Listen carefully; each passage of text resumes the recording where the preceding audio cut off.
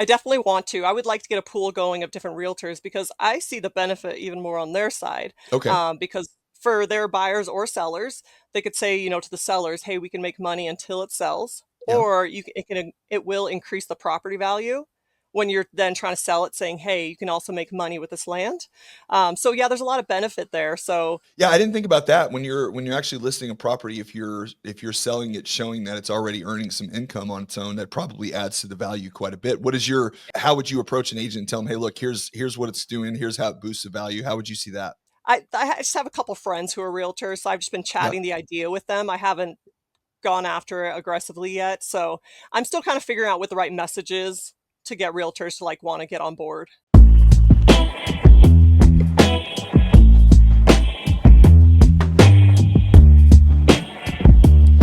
Well, hello everybody, and welcome to the Texas Real Estate and Finance Podcast. My name is Mike Mills, and I am a local mortgage banker in Dallas Fort Worth with Service First Mortgage. And today we are joined by Caylee Harrington. She is the founder and CEO of a company called HookHub. And this is a platform for connecting RV travelers with private landowners for long-term income producing stays. It's pretty much the Airbnb for RVs with city policy shifting and demand from remote workers, travel nurses, all holding strong. We're going to dig into land as a service and how it works, what it pays, and how realtors and investors can monetize land before they sell. So if you own land or you buy land or you sell land or you help people buy or sell land, you are not going to want to miss this one. Now, I'm going to apologize up front because I haven't my health hasn't been dramatically great in the last couple of days. I'm fine, so if I'm sound terrible or coughing through this, I apologize. But we're gonna fight through it as best we can. So, Caylee, thank you for joining me today, for popping on with us. So let's just start right off the top. Tell us about HookHub, what you guys do, how your structure is set up, and how people can, really start to look at making money with their land if they own it. Yeah. Well, I love that you described it like Airbnb. It's the easiest way to grasp the concept. Yes. So, anyone with land, and I want to mention right up front, they don't need hookups. Anyone with land, they can go onto HookHub and list it within a few minutes. It doesn't take long. And then they can start making money with RV parking. Of course, if you have those amenities, people can charge more. So really our goal is like anyone, let's say you just have a little lot next to your house, you can rent that out, make money, or we have quite a few people who are wanting to start kind of their own mini RV park. They want 5 spots, 10 spots, and that's really like our sweet spot. We're really good for that because we include host coverage, we verify the renters, we do the advertising. So yeah, that kind of gives you an idea as a landowner how you can get going. Well, and it's kind of crazy. I always kind of try to find some stats on this stuff so people can kind of get some context as to how beneficial this is. But when you look at the RV, like the RV Industry Association, they had a summer forecast now where they project like in 2025 wholesale shipments to be about 337,000 units, and Hmm. so that's a lot of RVs being purchased, across the country. And these days, like 11 million or more households are participating in camping from 2024 versus 2019. Traveler spending is up to like $61 billion in camping spend from last year in 2024. So, and that's like a daily spend a household of about like $200, a month on this. So there is a lot, and especially when you look at, if you go to YouTube and search for the glampers and the Gen Zs, they Hmm. are living remote. They are traveling all over the place. They've kind of, for better or worse, they've kind of dumped the idea of owning a home to some extent, which is sad for our world. But hopefully that'll turn around. But at least right now, the idea of going from town to town and getting in adventures, as I like to say, is actually a pretty attractive thing for most young folks. And like I said in the intro, when it comes to travel nurses and all of these remote jobs that are now popping up all over the place, people have a lot more freedom on where they can be and where they can work from. So how are you seeing, especially like when you start looking at the demographics of folks that are using your service? Are they younger? Are they older? What are you seeing on your end? Well, that's a good question. And surprisingly, it is younger. Actually, more than 50% of the market of RVers is the younger generation. Yeah. and surprising is that most of it's full timers. We get like some of the vacationers and there's people camping, but with us, 90% of our renters are looking for full time. So they're not necessarily just popping around. It's just like you said, a travel nurse, or Yeah. a lot of people because they can work remote now. They'll Yeah. live wherever they want, and they just need that long-term parking. So is it more individuals or is it families or is it a little bit mix of both? What are you seeing? Definitely a mix of both. I Yeah, I would say it's a pretty even spread across the board of all the different ages. Because the younger, we have some older, and families. And I will say it's kind of odd. I found there's quite a bit of single divorced women with kids. Okay. There's like a huge influx of that. Okay. So yeah, I'm not sure. I guess they're just switching to that lifestyle. Looking to get out of Dodge and go and see Yeah, what I they can guess. do outside. Yeah, well, I mean, it makes a lot of sense. I mean, look, I'm sure you know because when we spoke before we decided to do this episode, you told me a little bit about your early growing up and your travels and what you were up to and how you kind of your family in and of itself has kind of adopted this lifestyle a little bit and really enjoyed it. And I think there's a lot to be said about getting out in nature because these days especially we're so locked into these cities and suburbs that just to see green grass on the ground is a rarity and being near water. Everybody seems to be happier that lives near a lake or lives near the ocean. So just Yep. for your entire mindset, it seems like something that's beneficial. Yeah, yeah, I was definitely living this lifestyle. I was living the full-time RV life, and I agree. I Yeah. like to be outdoors. I don't know. I couldn't just stay in the city. Yeah. What attracted you to it initially when you kind of before you even did the business? What was it Right. about that lifestyle that you really liked? Well, I'm a software engineer, so that's my background, and I can work remotely. Mhm. I've always just been a little more free-spirited, though, so I think it's just kind of who I am. And I was like, I can work anywhere now. I didn't Yeah. have to be in an office, and so it didn't take long. Within a month, I bought a truck, I bought a trailer, and I was gone. Now, is this when you were single or you like when you were Yeah, okay? And yeah. you're Sorry, go married ahead. now, right? I Yes. am with a boy. Yes. Yeah, with a son. So yeah, things are easier when you're single. You can just take off and go, but soon the whole family, we're hoping to do it again. Yeah, yeah. Well, I mean, again, it's kind of a thing where when you have the flexibility and freedom to do these types of things, and these days everything's so damn expensive and everything Yeah. costs a lot of money, and so when you can look at okay, I could travel, which a lot of people want to do, whether they do it or Mhm. not, it always seems to be a topic of these are the things I wish I could do. Mhm. So when you have that along with the freedom to go where you want to go, and then especially when you're single and having that capability, it's really great. And not only that, you don't have to own a house; you can own this Right. vehicle that you can park in a lot of different places and still be able to get all the adventure in life that you Yeah. want, but still keep your job. Right, right. And just on that point, I was surprised to see actually most of our full-time, RVers, a lot of them do own their own home and land back home, and Okay, they rent their land out on HookHub while they're really, somewhere else. So, yeah, I just want to throw that in there. A lot of these people, it's just a big change in the trend of the full-time RVer. Everybody thinks of, the retired snowbirds, but it is a lot of young people who, do have their own place, but yeah, they just want a different lifestyle. I like snowbirds. That's a good one. Yeah. What when you first came up with this concept, what was kind of the iteration where you decided, okay, I think this is a need in a market that I could fill? And is there much competition out there, or where did you see the gaps in where you thought you could find a niche in this particular Yeah. type of lifestyle? Oh, that's a great question. So first, how I came up with the idea and why I created it is, I was living the full-time RV life, and the RV park I was staying at the time, I'd been there like 3 months, and then I find out from my neighbor in the RV park that the RV park was sold. And I'm like, what are you talking about? So I go find the owner and I can't get a hold of him. And then finally the new owner came and talked to me, and he's like, yeah, you have 2 weeks to get out. And I'm like, what?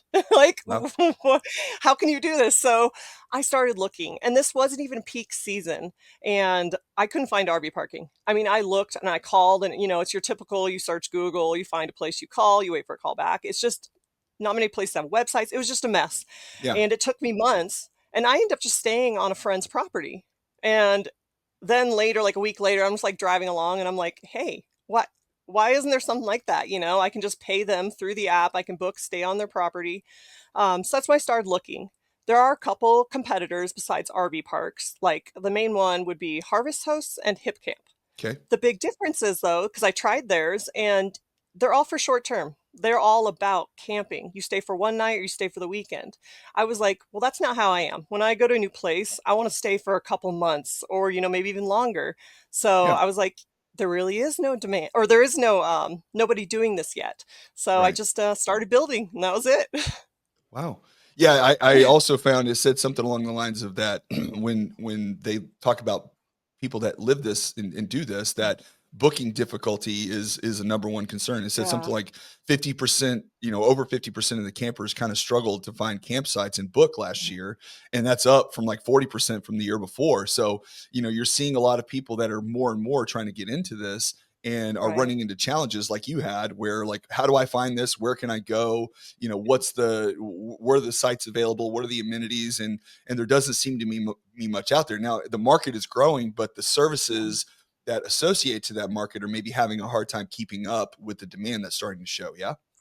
Yeah, I would say the supply side is they're like dinosaurs. Like I said, no, most of them don't have websites, or if they do, you can't book on there. You still have to call. And yeah, it's kind of amazing how this market is growing so much. And like the RVers, all of us tend to be more techie and like we're advanced, but our needs are not being met, by Right. the RV parks or what we're looking for. So yeah, Yeah. there's this huge gap. Well, when I do mortgage lending, one of the questions I get all the time is people ask me if we finance land, because a lot of people are out purchasing property, Yeah, especially in Texas. We have a lot of land out here, especially if you get outside the cities. yeah. And from a lending perspective, like I work for a mortgage bank, and we specialize in loans that are done through Fannie and Freddie and HUD and VA and Right. those type of deals. And there's just not a lot of land loans that come through those different portals. You have to typically go to like a private bank that's in that Mhm. area and get a loan through them. They're usually short-term 10-year arms to some extent. There's a lot of different products available, but you can't do it through the normal channels. So even just Right. financing land is a challenge. But I run into it all the time. People ask me, like, literally every week I get that Yeah. question. So there's definitely a demand for people that are buying land. What we see a lot of times too is people will purchase a property, let's say, or even a lot of times they'll inherit properties. This happens Right. quite a bit too, on a lake, right? And it's not developed. They haven't put a house on it or anything along Mhm. those lines. And they're like, well, eventually we're going to build our retirement home here, or eventually we're going to do this, right? And sometimes eventually comes, but often, Yeah. it doesn't. Life. Um, Yeah. but these properties are owned by people. They're just sitting there and they're not being Yeah. utilized. And having something like this where people are aware that, hey, you have this piece of raw land that doesn't cost you much. Odds are it's probably paid for. You might be paying taxes, which are going to be pretty low because it's unimproved taxes. There's nothing on there. So, it's like, okay, well, what can I do with this? And I just don't think people understand how much demand there is for people looking for these spots and having a service that Right. you can go out and find it. Right. Yeah, they don't realize how easy it could be to start making money off it. And it's kind of sad because land is such an asset. There's a Yeah. lot you can do with it. And yeah, I'm hoping to get the message out there so people can actually, either make money when they're selling it, buying it, just sitting on it. Yeah, which happens a lot.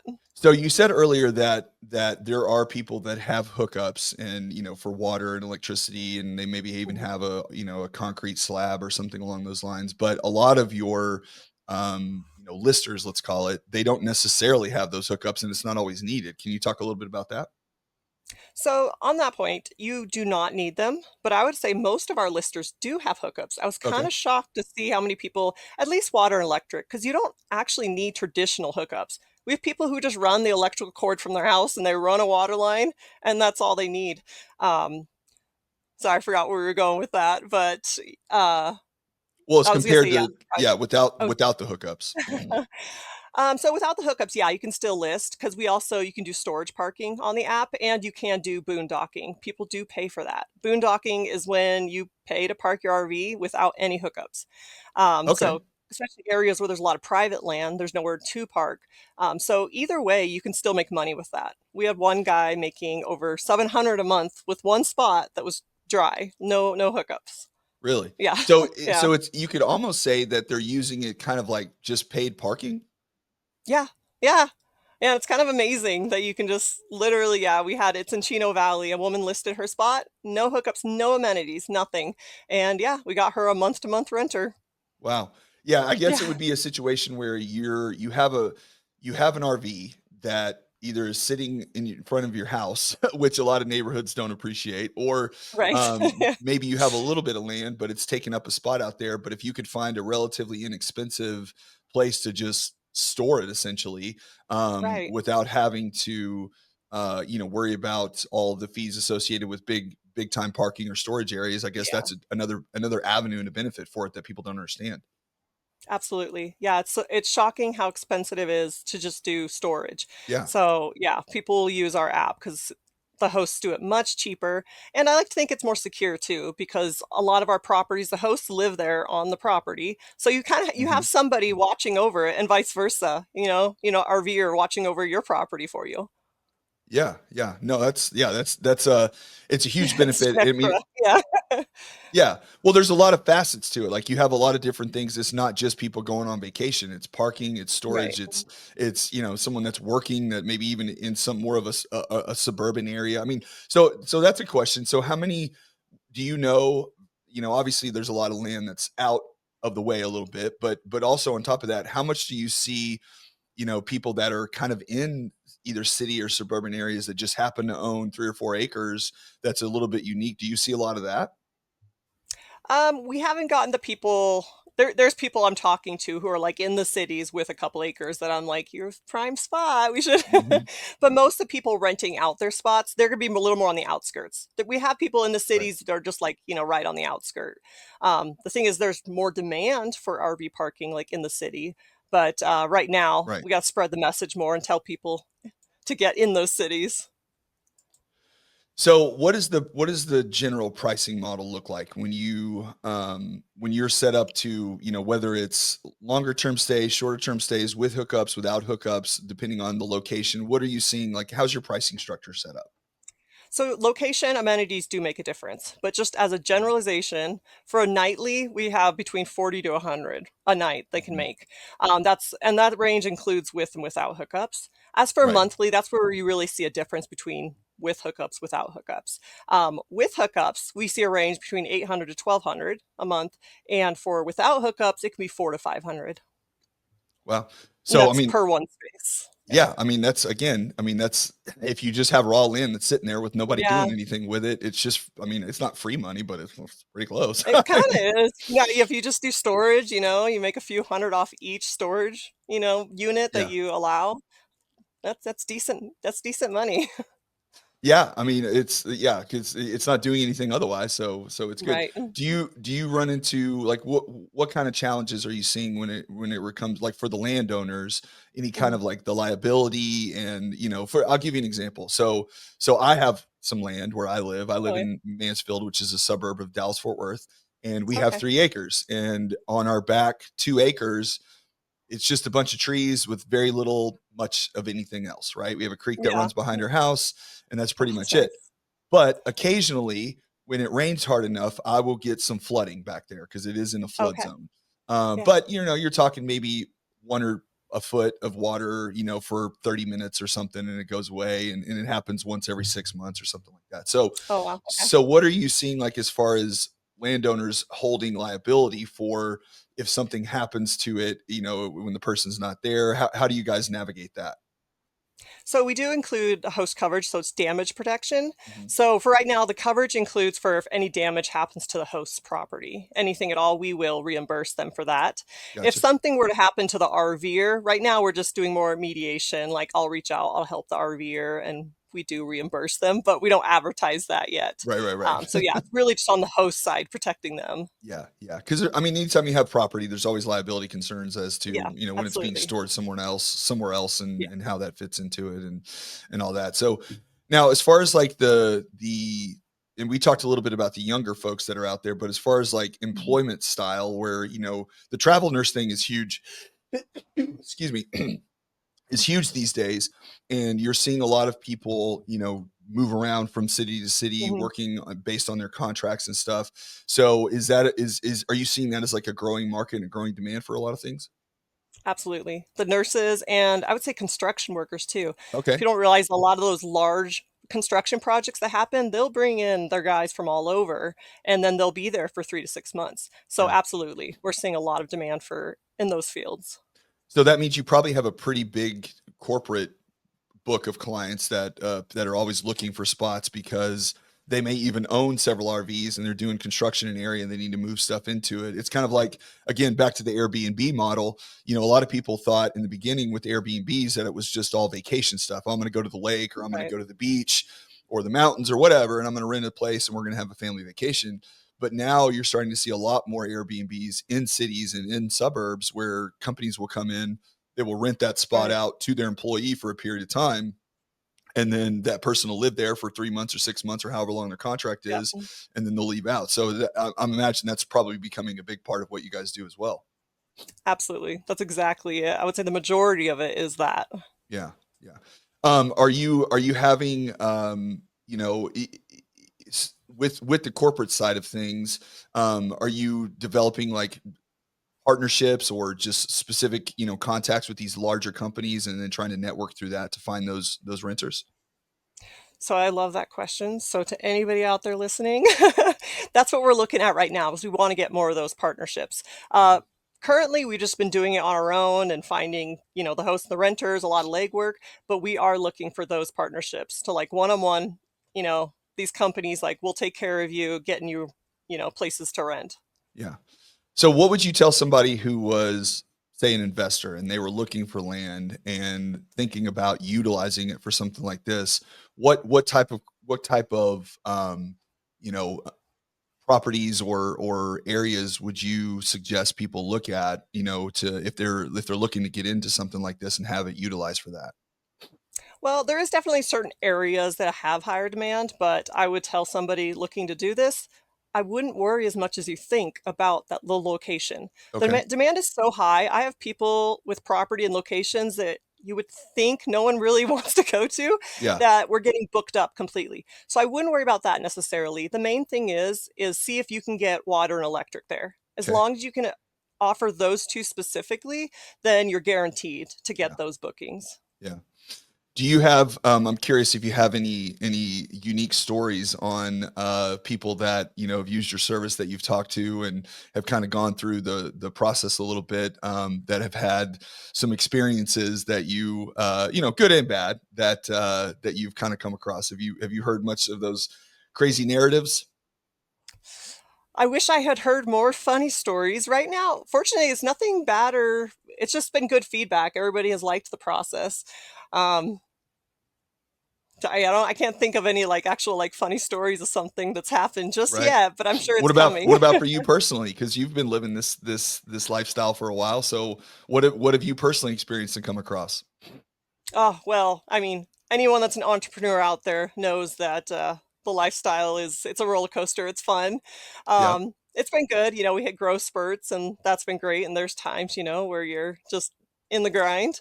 But otherwise, that's just pretty much what it's been. You stay focused and Yeah. just keep going.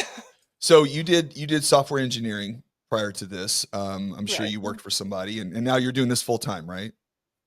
Yep. Yep. I Okay. went full time once I started building it.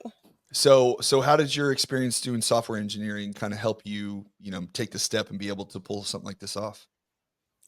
Well, I think just the mentality of a software engineer, you're somebody that if you come across a problem, you don't see it as a problem, you see it as there's a solution, I just haven't found it yet. Right. A lot of engineers like they won't give up for like a dog with a bone. Yeah. And that definitely carries over to being, an entrepreneur now. Uh-huh. Um, with the engineer experience, obviously that really helps with the app when we have bugs, whenever I want features, I know exactly how to make that happen but also just that mentality. It keeps you going. That stubbornness, Yeah. it gets you there. Yeah. Well, I mean, have you decided, AI is becoming a big part of everybody's life these days. Yeah, So yeah. have you started to explore some different applications that you could use to kind of benefit what you guys are offering people and trying to integrate some of that? Yeah. So I would say for right now, we are using it for marketing. Okay. Um, it's wonderful for that. I have an idea. I help ChatGPT helps me build it out. And then, especially when it comes to our social media posts, I'll go in there, give a few prompts, and it just kind of inspires you and helps you come up with more ideas. Yeah. For future, though, for the app, there's a lot of ideas I want to add in. First, for even us finding hosts, I want to do like smart lead recommendations. There's Okay. a way I'd like to build out with AI where it actually can go through and tell me, these are the demand heat maps that we're seeing, and then these are the areas we should focus on, to kind of help narrow that down. Mhm. Another one is for automating onboarding for renters and hosts. It's Okay. already like pretty simple, but I think we can make it even easier, especially if you have property. I think it'd be cool if you could just go in and pretty much, show a little video, write a description, and then it would build out all the pieces we need and just prompt you like, hey, what about this? Yeah. So I really want to add that in, and that would include for pricing. So that's one of the main questions we get with hosts. They're like, what should I price my Right. property at? Right. And they'll usually just message me, and I'll use ChatGPT and build them out like a whole sheet and like with numbers explaining what the best is and what they should do for seasonal. But obviously, when I have time, I could sit down and just put that into the app. Right. It's pretty simple. So yeah, Yeah. when they're like, what should I price this? It'll take all the data they've given so far and tell them the best pricing. Yeah. So Um, are you and that can keep seeing going, but no, no, no, no. Are you seeing that when it comes to like new landowners that or not new landowners, but new people, new customers that own land that come to yeah. you, are you doing individual consultations with them up front to kind of say, hey, here's the best methods of listing and whatever, or is it pretty much they handle it on their own, or how do they go about listing their property with you guys?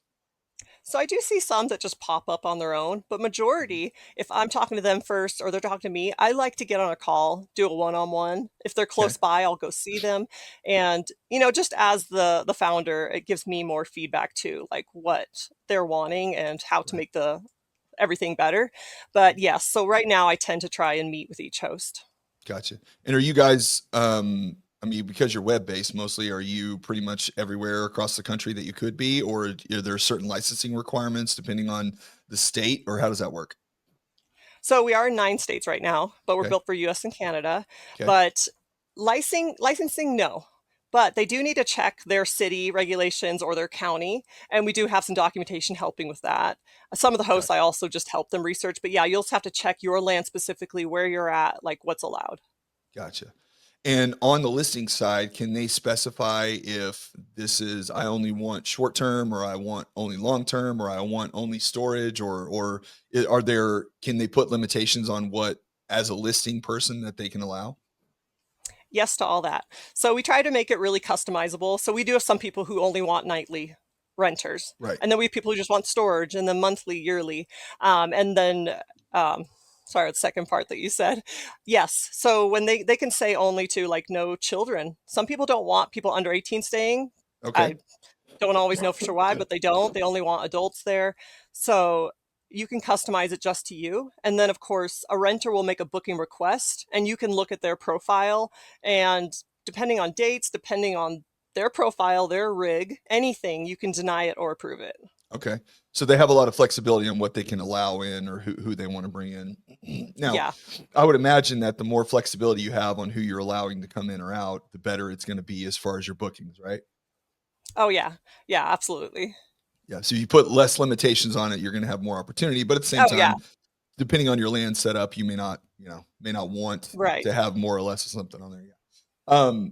Are you seeing that, when it comes to having people, book with you directly, are they or I should say when they're booking themselves and trying to find spots, are you talking to them more or are they doing it purely online or is there some communication there as well to try to figure out, what exactly they're looking for and where? Not much anymore. No. Now, I mean, I put the advertising out there and all people like within that they'll reach out to me, but not really. Now the bookings kind of just happen on their own, Yeah. and then I'll reach out to the host, and they could just go on and approve it themselves, but I still like to, like I said, be one-on-one. So I'll reach out to the hosts and I'll go over the details with them just to make sure they're comfortable. Gotcha. Have you guys thought about partnering with real estate agents in rural areas that do a lot of land and trying to do some marketing and advertising with them in order to kind of share contacts and people that can have people that would be interested in something like this? Right, right. We have, I haven't followed up. I definitely want to. I would like to get a pool going of different realtors because I see the benefit even more on their side. Okay. Because for their buyers or sellers, they could say, to the sellers, hey, we can make money until it sells, Yeah. or it will increase the property value when you're then trying to sell it, saying, hey, you can also make money with this land. So yeah, there's a lot of benefit there. So I'm wanting to get into some realty groups and see Yeah. if like they could start offering that. Yeah, I didn't think about that. When you're actually listing a property, if you're selling it, showing that it's already earning some income on its own, that probably adds to the value quite a bit. What It is your does. approach? Like, how would you approach an agent and tell them, hey, look, here's what it's doing, here's how it boosts the value? How would you see that? So that's probably where I would need to learn more from your side with the realty. I just have a couple friends who are realtors, so I've just Yeah, been chatting the idea with them. I haven't gone after it aggressively yet, so I'm still kind of figuring out what the right message is to get realtors to like want to get on board. yeah. Um, so you said you have a son. Yes. Okay. Are you guys still RVing it everywhere, or do you have a spot that you've settled in, and what's that like with kids? So we are pretty settled in. I feel like Okay. embarrassed to say, I'm like, this is my company.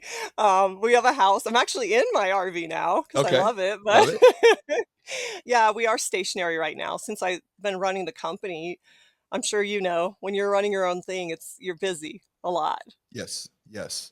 Yeah. Do you see a lot of families outside of vacation that are doing this stuff? Yeah, yeah, I would say that's another thing that surprised me about the market, because I did my research beforehand. I thought I knew, Yeah. but once you get into things, it's different.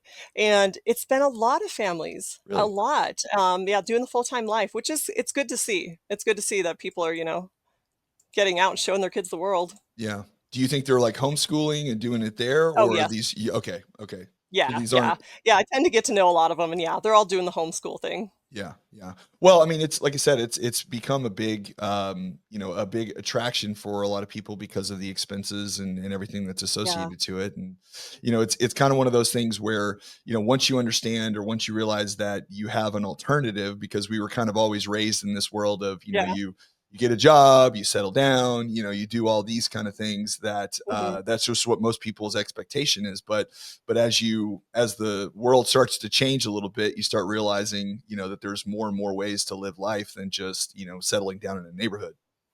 Yep, get the white picket fence, the dog. Yeah.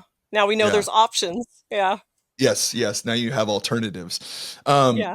Do you see, like, as far as the bookings are concerned, are they pretty frequent as far as one location fills up pretty good, or does it depend on the location on how often they book? I mean, are you having listings that never book? It's kind of like an idea of, okay, I'm thinking about doing this. Am I really going to get bookings, or am I just going to sit there as a listing forever? Okay. Yeah, so we do have a couple properties. Well, okay, first I'll say yes, depends on the location. Some of them just constantly, it's already booked up and I still people contacting me saying, is there any way I can get in? I'm like, no, like, Right. it's full. And then we have ones who it's more of a steady pattern. Okay. Once it clears out, it takes a month, they'll get another booking, and that booking's usually like 3 months long. But we have a couple that I have trying to go above and beyond to get them bookings, and they're not getting bookings. And these two that I'm thinking of, it's because they're offering parking on their property in an area surrounded by public land, and they're not offering hookups. So I'm Got like, it. you got to understand, like the guy can go another 10 feet and do the same thing for free. So Right. if you're near public land, you definitely have to offer something extra. Private land areas, for sure, people will still book with no hookups.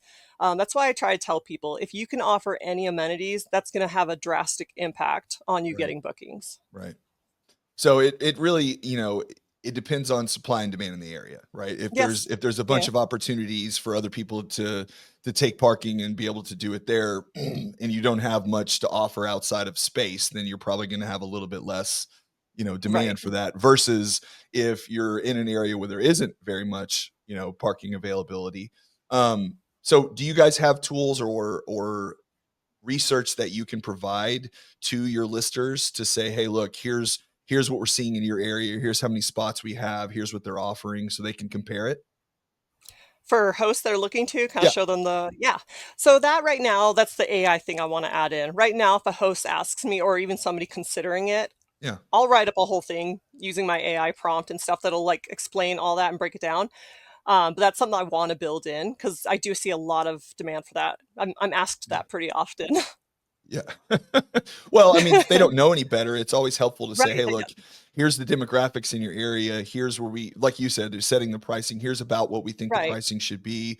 Here's here's how many spaces are available that were within 5 miles of you. Here's what they're offering. Here's their demand load. It gives them a lot of data, at least to make a better decision on if they think it would be worthwhile, I would Yeah, you saying that, I'm putting it on my list. I think I need to move that up sooner. think. A Well, question you keep hearing. It's probably something you need to, yeah. yeah. Well, I mean, look, anytime you're doing a startup like you're doing, there's always a little bit of trial and error, right? It's like, okay, Yeah. what do we think we need versus what do we actually need? Because a lot of times when you start a business like this, you have a vision, of course, on what you think it's going to Mhm. be, but until you actually start working it, a lot of times that vision will shift because your customers tell you what they want and what they need, Yeah. and you're like, okay, I have to adjust according to that. So have you come Right. across anything like that where you were like, okay, I think this is what it's going to be, and then you were surprised as to actually what it turned out? Yeah, I would say that's very often. You do your research, you do your homework, you plan, you interview people, and so you think you know like Right, what is wanted and you build that. But you're right, once you're in it and you're actually giving customers something, that's when you start hearing different things. You start seeing what they really want. right, So the biggest one I think I mentioned before was the long-term parking. right. I was sure it would mostly be short-term people and vacation, so I geared the app more towards that for hosts Okay. and renters looking for that.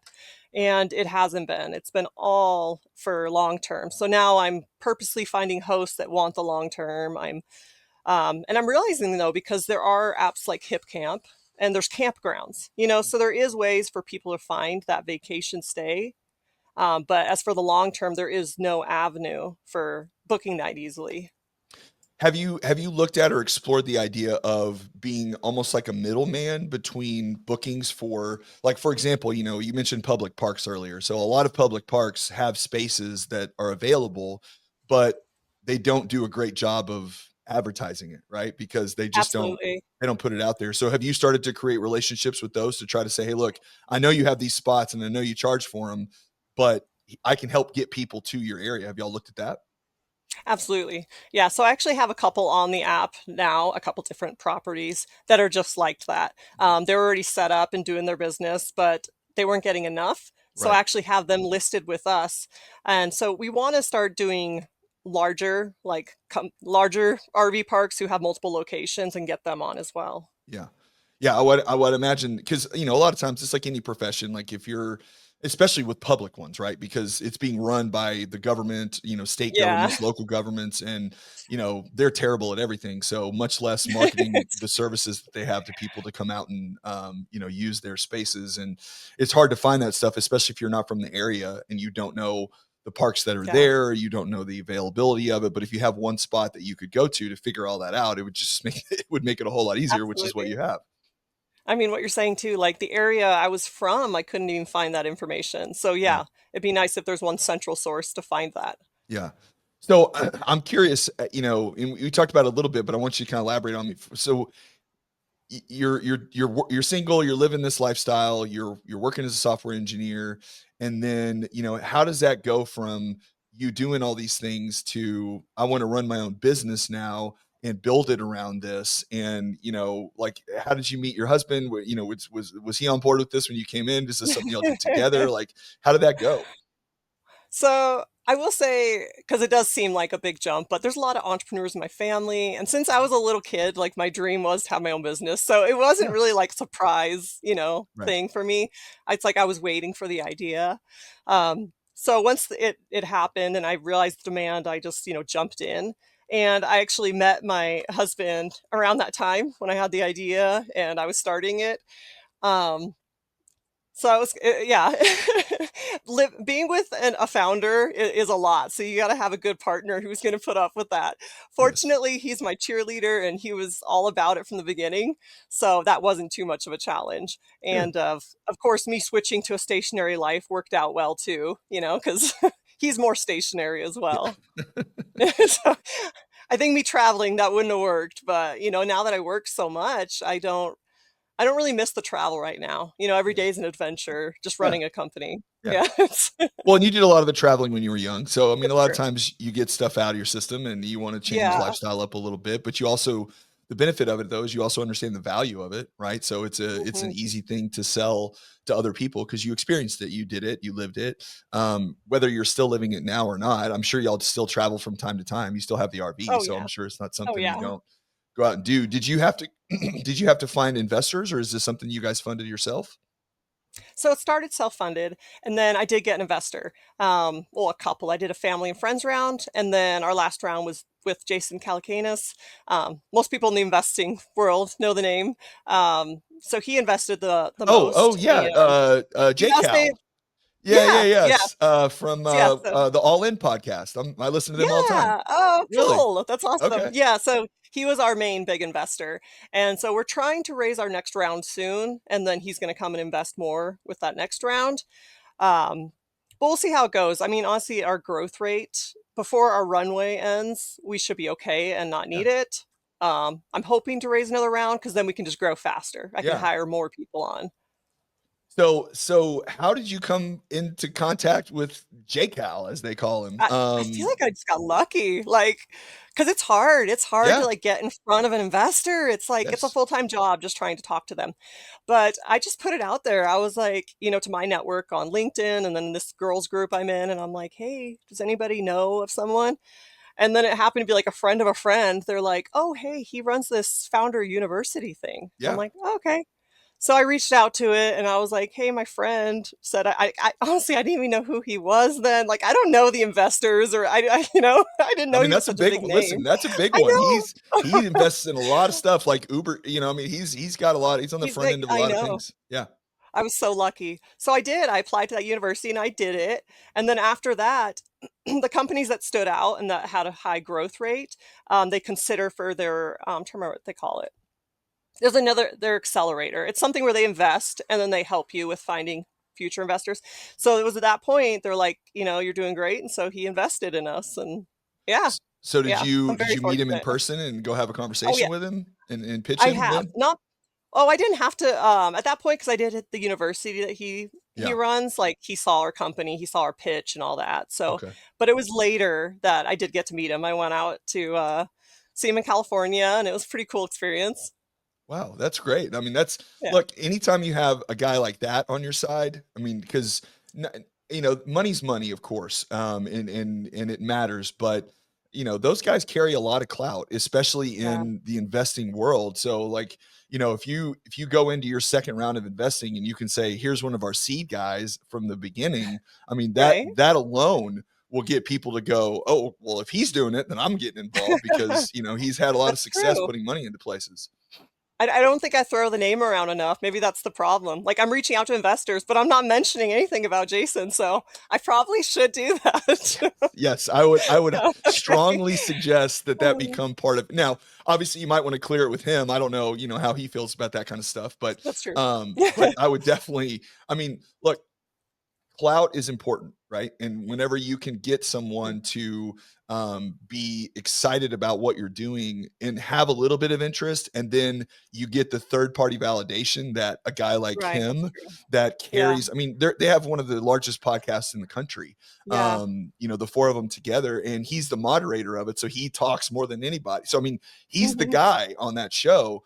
And they host these massive summits every year where they get people like Elon Musk and, all these big investors to come in and talk at their presidents and Right. congressmen. I Yeah. mean, look, that's you have this, guy in your I network know, that and is I'm like, like yeah, like, come on, let's go. Come on, Caylee. You gotta think bigger, baby. You're right, you're right. Yep. Yeah, it's starting a business is hard. It's difficult, and and it's not something that everybody has the stomach for. But going through the process yourself, if someone called you and said, "All right, Caylee, I want to start my own business, whatever it is," what are some things that you've experienced that you've gone through that you're like, okay, well, make sure you do this, or make sure you don't do that, or whatever the case may be. What have you learned in this process? A lot. And it's kind of funny because what we just spoke of kind of leads to that. My main thing is don't try and go it alone. I'm somebody that, like, when I want to solve a problem, I try and tackle it all by myself. Like, Yeah, and that's just the way I am. But I'm realizing, you want a successful company or you want something to take off, don't try to do it yourself. You want to surround yourself with people who know more than you. yeah, Um, Definitely that. Now I have this one employee who's managing the other ones, and he's just amazing. So I'm thankful that I actually went out and looked for that help and found him. So that'd be the main thing. Don't just sit in a box and work away. Get out yeah. there. Networking is a huge deal. I mean, honestly, in any field, any profession, anything, networking. So I'd recommend that as a founder too. Yeah. Is there any don'ts, any big lessons that you've learned where you're like, definitely don't do this? Don't get an idea in your head and just stick to it in a stubborn way. Okay. So, like, some people, like, and I did it first too with my idea. I just kind of stuck to it, and I was seeing some, like, other things that would say, like, point to the contrary, that maybe I should consider. And I've learned you have to be able to adapt. And the hardest part is knowing when to adapt and when to kind of stick to your guns. So as you're growing, like we were saying before, you're going to hear from your customers what they want. You're going to get a lot of feedback. And I've learned to just pretty much write it all down. And then when I see things in repetition, that's when I start really considering, like, how can I fix this? How can I improve this? Because obviously, it's not just this one person thinking. It's something that, the whole market is going to be wanting. Yeah. I hear a lot from entrepreneurs, and I go through this myself some, or probably more than I care to admit to myself, but we have there's always ideas, right? You have Yeah. ideas, things that you Yeah. want to do. I want to do this, and I want to do that, and I want to do this. And I've found, in talking to people and doing this, that the people that can get hyper focused on the one idea, whether it is great or maybe it pans out or doesn't, or whatever the case may be. It's kind of like when you're trying to do so many things at once, you never really Oh, do any yes. of them. But when Yeah. you focus on one thing, even if that idea doesn't pan out, the lessons that you learn in building Yeah. to that point is really the value. It's almost like its own education. Yeah. And then your next idea that you focus on, might have the success, or maybe the third or fourth one or whatever, but you're always learning through that process. Did you kind of Yeah. experience that too? Absolutely. That's a really good point. Yeah. So, like before, when I was kind of staying focused on my idea, but like I said, knowing when to swivel. So kind of what you're saying is, you still have to keep that broader vision and just stick to it. It is hard to, always day in and day out. But I do agree with that even the things where, I mean, little things, even like software things, I've worked on, where I'm trying so hard to get it to work, get to work, and then you look back a week later, and you're still kind of stuck. You feel like you lost that week, but you Yeah. didn't. Like, what you learned through that, through the next thing, when I, like, try and solve the next problem, like, you learn a lot from each Yeah. one. Yeah. Yeah. It's definitely something where, you think people think of failure as, I didn't achieve my goal, or I didn't succeed in what I'm doing. And often those failures is what leads to the To successes, the success. because yeah, you have to Hmm. go through that journey, you have to experience that thing, and there's so much that you learn through that. People forget the value of the lessons that you learned, or the things you learned Right. to do or not to do. And just going through that process in and of itself is a success. You just don't realize Absolutely. it in the moment, because you didn't achieve whatever the thing was that you were trying to achieve. And that can be, frustrating for folks, and that's where a lot of people kind of give up, Hmm. and say, okay, I just can't do this, and I move on. And it's, whenever you hear of success stories of people that, just went after it and did it, it's inspiring, because you're like, okay, I can do this. I think I can pull this Hmm. off. And I think it's, it's great, especially, as a female-owned business where this is something that was your passion and your baby that you built, and you're going through the process just like anybody else. You haven't completed it. It's not like you've hit the end journey. You still have a long way to Right. go. But Yeah. but staying positive and going through it and learning those things as you go through, that in and of itself is incredibly rewarding, right? Yeah, I agree. Yeah, like to me, that is part of the success. Like you mentioned, you hear those stories of the successful people, but you don't know all the struggles they went to through as well that made them successful. Yeah, it's Yeah. like you're saying, it's not the success itself. It's Yeah. yeah, You get the end journey, the result, you're like, oh, they did it. And it's like, yeah, but you didn't see the 15 years that they fell on their face 100 they times were before they learning. Yeah, actually, yeah. yeah. Where are you guys at in your growth model as far as, what are your next steps that you're really trying to add to kind of build this, and so you're ready for that next round of investing? So right now we're focusing primarily on getting more hosts. So before, Okay. the renters, you can see that you can see in the numbers, the revenue going up every month. Right now we're putting a pause on trying hard to get more renters. They're still coming in, but we're focusing all of our marketing efforts on just getting the hosts. Because then we're hoping, we can go to investors and say, we did made this much with this amount. Well, look how many hosts we have now. And Yeah. then hopefully if we start swiveling our marketing back to the renters, we can really just show that explosive growth. Gotcha. So you're actually seeing more renters than you are hosts right now. Yeah, yeah. Really? People, I guess in marketplaces, most time it's hard to get the demand side. Us, Right. it's the opposite. Supply side, I wouldn't say it's hard. It's once we talk to people, they're on board, and they want to host. But it's hard to get in front of them and tell them about this. No one knows about it yet. But as far as demand side, renters, no, no problem. Like Really? we get places, yeah, except for those two properties I told you, we get everybody booked. That's crazy. Well, I mean, I would think, and I don't know, you're the expert here. Um, that's just really a knowledge thing. That's just an understanding of what's there, because I got to imagine there's hundreds of thousands of people that own land that is just Right. sitting there not being used, period. And they just don't Hmm. realize that this is an option for them, right? So really it's just Exactly. about getting the word out, right?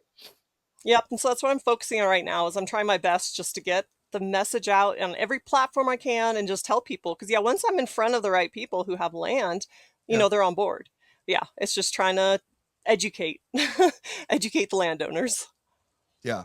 What are you doing? Like where are you guys focusing your efforts on trying to find these people? Like what avenues we're using? Yeah, yeah, like for Uh, your to try to find the landowners to see, get them on board and make them aware of what's happening. so we tried some targeted ways, but it was just too small scale. Hmm. That's why I'm just trying to learn a lot more about social media and SEO and just bigger ways to broadcast. Fortunately, I have a really good SEO guy now, so he's kind of taking over that, and we're Yep. seeing a lot of growth there. And then just trying to start my YouTube channel, things like this. I'm like, there's other, yeah. So it's things like this that I figure it'll take a little longer, till I get the traction there so that people actually see it. But I Yeah. think that is our long term plan for really Yeah. getting more hosts. So if I were to say to you, okay, you're in a room full of owners that have land, what is your pitch to them? I'd say you're sitting on money. I'd say that you don't have to worry about liability. We include host coverage. So you are secure. We verify the renters, we vet them beforehand, and you can set what you're okay with. If you don't want people there with pets, you can mark that. And so it's any stay length, and we will be there and help you through everything. I tell them it only takes about 10 minutes to get it listed and just see if you get bites. You don't necessarily have to approve and have them on your land, but at least you can see the value that you have. Yeah. Yeah. Well, I think that's awesome. I think this is a, when you first reached out to me about this, I was like, what is this? And I kind of looked it up, and I had no idea that I had no idea that this thing exists. I've been in real estate for 15 years. My wife is a realtor. Like we Oh, yeah. didn't we didn't really consider, these type of things that were out there, that, Right, this is just a whole other avenue that right, you can make money off real estate. And I don't think there's a lot of people that, it's not that they don't know, because it's like once I saw it, I was like, oh yeah, that makes complete sense, right? right, But right, not it being in the zeitgeist of my right. reality. It just wasn't there. It wasn't something that we had thought about or considered. And I think that it's become a thing where um for you that, it's really right at this point, it's just kind of getting the word out there and getting in front of people to let them know, because it's a fabulous idea. There's really not a whole lot of competition as far as other, other Mhm. services that do this. There's a few, but not very many. And then it just becomes a matter of, okay, who's going to do the best job of it? And especially Right. you living that lifestyle and being it and understanding it and having, your story to Yeah. tell. I think that's, that's a big piece of it. So I really appreciate you, hopping on with me and telling me about this. I think this is a great opportunity. Any agents that are listening to this, when you're talking to your buyers and your sellers, this is just another, tool in your tool belt to say, hey, look, if you have this kind of situation, there are ways to make income and revenue off of this. And if you own Mhm. land, it's definitely something you need to obviously consider and reach out and check it out. So just let everybody know the website name, how to find you guys, and then we'll wrap this thing up. Yep. So it is HookHub. That's HOOKHUB.co. Can also go to .com, but we go by hookhub.co. That's where you can find us. And otherwise, at this point, it's exciting. You can just search HookHub on Google, and we pop up now. There So, you are. You're yeah, on top. That SEO's working, baby. yeah. Well, Caylee, thank you so much for your time. Greatly appreciate it. And we're going to definitely check in and see how things are going down the road a little bit with you, because I think that this is going to be a massive thing for you, and I'm rooting for you big time, because I think this is great. I think you're a great person. It's going to be an awesome opportunity for anybody that gets involved. So, all right, guys. Well, thank you for sticking around with us. I'll be back next week. We'll talk a little bit more lending next week. We'll get into some loan stuff. And then I've got another market update coming out, because things are just chaos. Rates are coming down. It's good. But housing market is still slowing down. So we'll see how this thing continues. But if you got land, you're in good shape. All right, guys. Everybody have a great weekend, and we will see you next time. Thank you, Caylee. Thank you.